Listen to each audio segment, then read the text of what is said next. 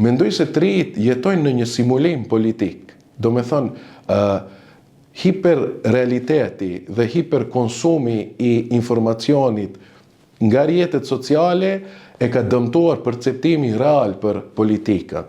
Dhe për të luftuar këtë qasje, këtë zhvendosje, mendoj se duhet të punohet shumë nga arsimi fillor.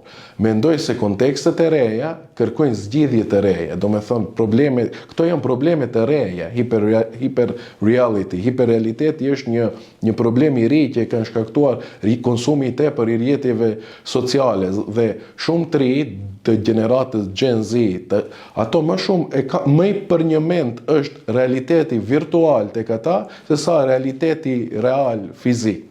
Dhe kjo mund të luftohet vetë nëpërmjet një sistemi shumë cilësor arsimor.